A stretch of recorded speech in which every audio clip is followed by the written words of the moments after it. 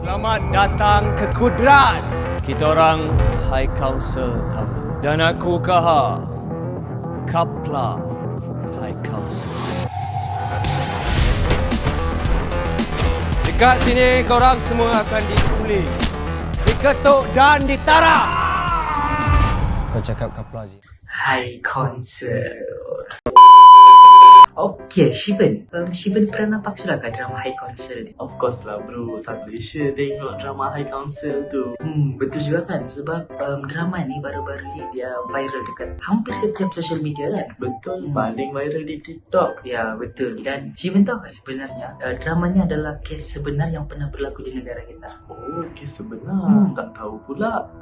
Sebenarnya kes ni pernah berlaku di Sekolah Tuanku Abdul Rahman pada tahun 1992 di Ipoh. Kes ni dia berkaitan dengan kes gangsterism lah. Tapi sebelum kita lanjutkan video ni, nama saya Lenius Dan nama saya Shivan. ya, okey. Jadi untuk mengetahui kes ni lebih lanjut, kita saksikan pada video ini. Okey, mari kita lanjutkan ke dalam kes High Council. Saya akan menceritakan serba sedikit tentang kes High Council ini. Berdasarkan maklumat High Council yang wujud sejak 1992, apabila pengurusan STAR berhenti daripada menempatkan warden setiap blok asrama dan menyerahkan kawalan sepenuhnya kepada pengawas sekolah, bagaimanapun berikut, dan pengawas dilantik tidak sekuat, berpengaruh dan digeruni seperti sesetengah pelajar tingkatan 5 yang menyebabkan penubuhan High Council. Isu kumpulan gangsterism High Council di sekolah berasrama penuh, dan isu tersebut menjadi fenomena apabila melibatkan satu kumpulan pelajar yang berkuasa menjalankan aktiviti salah laku seperti membuli, menggugut, memukul, bergaduh dan lain-lain. Pelajar junior juga dipaksa membayar jumlah tertentu kepada kumpulan itu sebelum diberikan lesen ataupun kebenaranlah untuk merokok, keluar malam serta ponteng kelas atau kelas tambahan. Pelajar tingkatan 2 dan 3 juga dipaksa membayar wang hanya untuk keluar dari kawasan sekolah pada hujung minggu walaupun dibenarkan berbuat demikian mengikut peraturan sekolah. Difahamkan setiap daripada 4 blok asrama di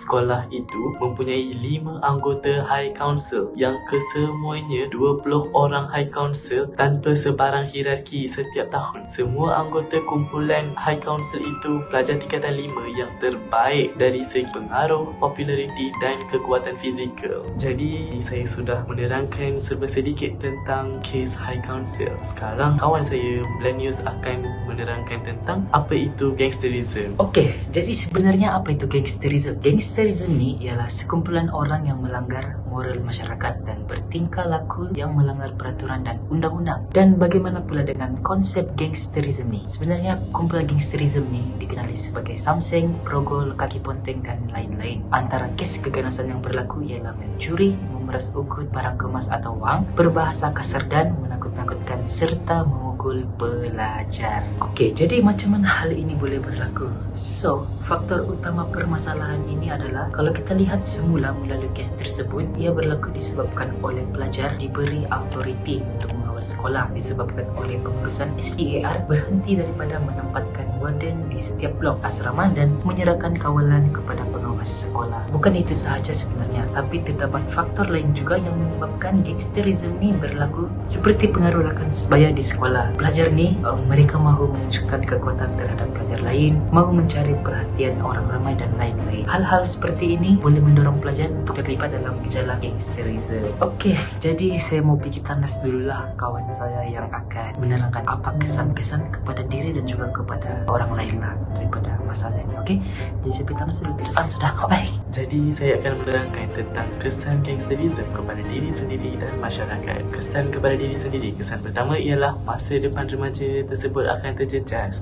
Remaja yang digelarkan sebagai benteng negara akan dilabelkan sebagai golongan remaja yang jahat dan tidak berguna dan turut mencemari imej diri sendiri. Pada tahap ini, remaja tidak mempunyai hala tuju atau matlamat yang jelas pada masa depan dan tidak bercita-cita tinggi. Sekalipun mereka insaf, mereka tetap sukar untuk mendapat kepercayaan masyarakat dan mereka akan dipandang serum. Hal ini menyukarkan mereka untuk mendapat pekerjaan. Seterusnya, kita akan teruskan dengan kesan kepada orang lain. Gangsterism memberi impak secara langsung ke atas kualiti pendidikan yang diberikan di sekolah. Mangsa takut untuk hadir ke sekolah kerana takut menjadi mangsa keganasan dan tidak hadir ke sekolah. Apabila pelajar tidak hadir ke sekolah, prestasi pelajar dalam akademik akan menurun. Mangsa juga tidak dapat fokus dalam kelas kerana sentiasa berada dalam keadaan takut dan tidak tenang kerana takut mereka akan menjadi mangsa gangsterism. Kesan kedua ialah kesihatan mental dan fizikal pelajar akan terganggu. Pelajar yang menjadi mangsa sentiasa akan dipukul dan didera untuk membuat sesuatu sehingga mangsa berdarah. Dari segi kesihatan mental pula, pelajar atau mangsa akan sentiasa berada dalam ketakutan dan akan ada perasaan tidak puas hati dengan geng pelajar sekolah yang sentiasa memberi kesan pada pelajar tersebut. Mangsa akan menjadi trauma dan berada dalam keadaan yang stres apabila mereka terpaksa menghadapi gangsterism di sekolah. Sebagai contoh, semasa pelajar di temu bual, pelajar meluahkan tekanan dan ketakutan mereka dihadapi berikutan angkara pemimpin High Council sehingga mengganggu pelajaran mereka. Jadi, jom kita melihat berkenaan dengan strategi menangani permasalahan gangsterism ini. Apa yang kita boleh buat, apa yang ibu bapa boleh buat, apa yang pihak sekolah boleh buat untuk menangani gangsterism ini. Jadi, yang pertama, ibu bapa perlu sentiasa menghubungi atau melawat anak mereka yang duduk di asrama bagi memastikan anak mereka berada dalam keadaan yang selamat. Yang kedua, peranan pihak atasan sekolah perlu memastikan ada beberapa pengawal atau warden untuk memantau tingkah laku dan sikap pelajar di asrama maupun di setiap blok asrama. Yang ketiga pula, warden perlu mempunyai hubungan yang baik antara pelajar supaya mereka lebih mempercayai kepada warden. Sekiranya berlaku salah laku dalam kalangan pelajar asrama, mereka lebih berani untuk membuat aduan kepada warden.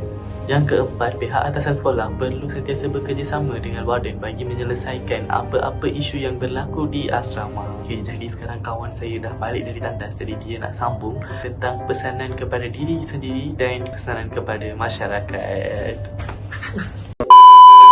Okey, jadi kita pun sampai sudah di penghujung video kita. Tapi sebelum tu saya ada pesanan sedikit lah untuk kita semua. Jadi pesanan di sini adalah semua pihak perlu bekerjasama dan bersatu hati untuk mengatasi gejala ini daripada terus berlaku, dan masyarakat juga perlu melaporkan kepada pihak berkuasa sekiranya terdapat berlakunya gejala gangsterism dalam kalangan pelajar di sekolah. Dan kita juga seharusnya meningkatkan jati diri supaya tidak terjebak dengan gejala gangsterism. Dan akhir sekali, kita juga perlu bijak memilih rakan kerana mereka adalah orang yang terdekat dengan kita apabila berada berjauhan dengan keluarga kita. Jadi sekian saja daripada kami. So dari sini sampai sini je video kami. Kita berjumpa di video akan datang. Bye bye semua. Bye. Terima kasih.